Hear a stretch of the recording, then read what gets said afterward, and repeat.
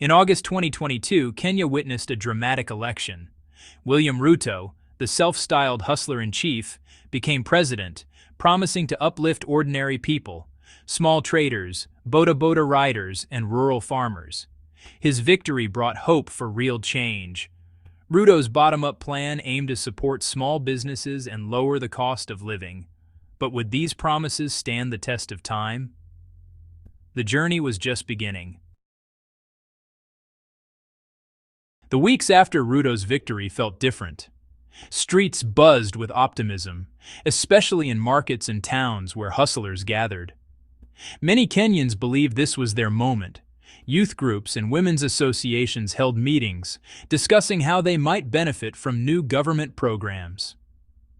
Ruto's first months in office saw energetic rallies and town hall meetings. Ministers promised reforms. The media was full of stories about possible tax cuts and better job opportunities. Even those who did not vote for Ruto hoped that this time things would change for the better. There was a sense of unity in the air, even among political rivals. Across Kenya, people watched closely as the new government took shape.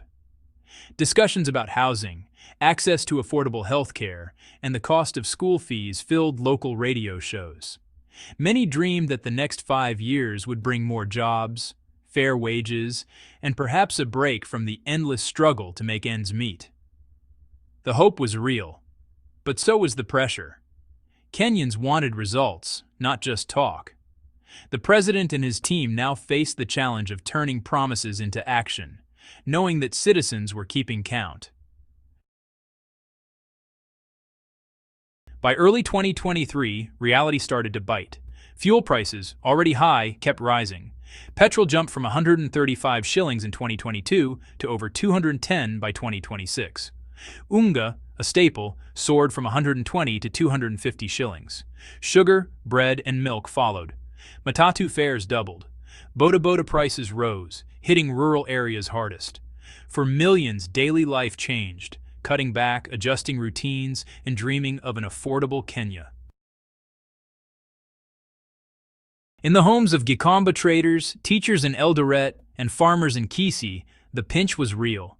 For many families, higher prices meant skipping meals or switching to cheaper, less nutritious food. Parents struggled to pay school fees, and some kids had to drop out.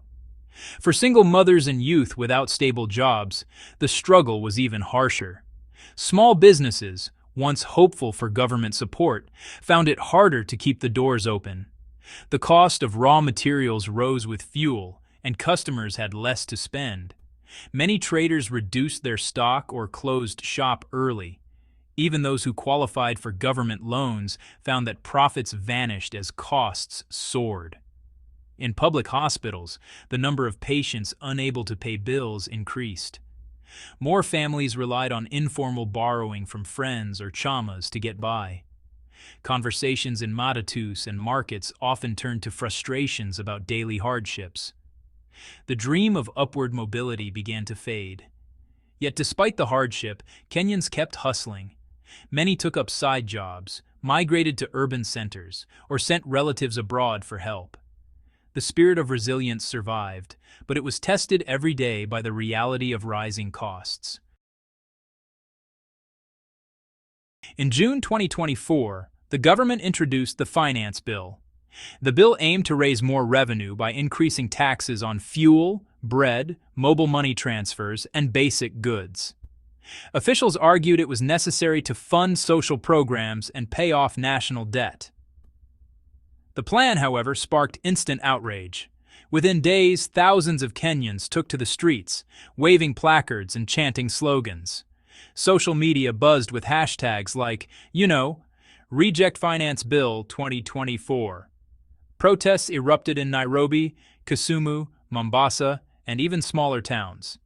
Many young people, traders, and civil society groups joined the demonstrations, saying the new taxes would make life unbearable. Police responded with tear gas and arrests. Reports of injuries and clashes filled the news. Some peaceful protests turned chaotic, and several people were hospitalized. The intensity of public anger was clear. After days of unrest, the government made a rare move. It withdrew the finance bill, promising to consult more widely. The episode marked a turning point. Kenyans had shown their power, and the government had listened, at least for now. But honestly, the underlying issues of debt, spending, and trust remained unresolved. One of the most striking features of the 2024 protests was youth involvement. Young Kenyans, many of them first-time voters, led marches and spread messages online. WhatsApp groups, X, formerly Twitter, TikTok, and Facebook became tools for organizing rallies, sharing protest dates, and exposing police actions. Youth activists posted live videos from the streets, using hashtags to draw national and global attention. Memes, posters, and digital art painted a picture of frustration and hope. Influencers and musicians lent their voices, urging followers to speak up against the finance bill and high living costs. Many young people explained that they protested not just for themselves, but for their families and future. They argued that new taxes would kill small businesses and make jobs even scarcer. Their energy and creativity made the protests impossible to ignore. This wave of digital activism showed that Kenya's youth were no longer silent. They demanded a seat at the table and proved that social media could drive real-world change, challenging old ways of doing politics. As protests spread, the government's response drew criticism. Police were accused of using excessive force, firing tear gas, rubber bullets, and arresting protesters and journalists. Human rights groups documented cases of injuries and alleged violations, fueling more anger. Some protesters reported being detained without charge or facing intimidation. International organizations, including Amnesty International and Human Rights Watch, called for investigations. The government said police were maintaining order, but footage of wounded demonstrators and clashes shocked many. The tension between state security and civil rights became a national debate. Was the government protecting the public or silencing dissent? Many Kenyans worried about shrinking space for free speech and assembly. Despite the risks, civil society groups vowed to continue pushing for accountability. The clashes reminded everyone that democracy is fragile and must be protected by both leaders and citizens. In the aftermath, the government defended its actions and policies. Officials argued that new taxes and reforms were painful but necessary.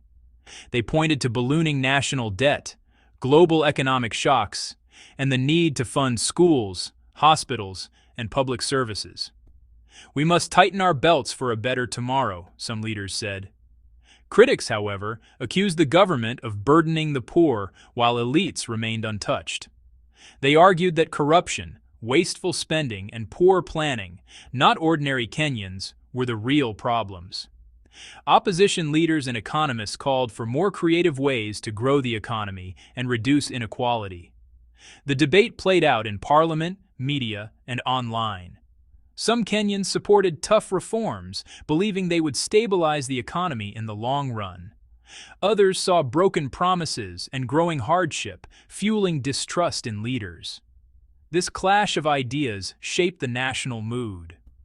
The future of Kenya's reform agenda now depended on trust, transparency, and the willingness of leaders to listen. As 2027 approaches, Kenya stands at a crossroads. For many, the dream of a better life is still alive, but tempered by hard lessons. The journey from Ruto's promises to today's realities has tested the nation's patience and unity.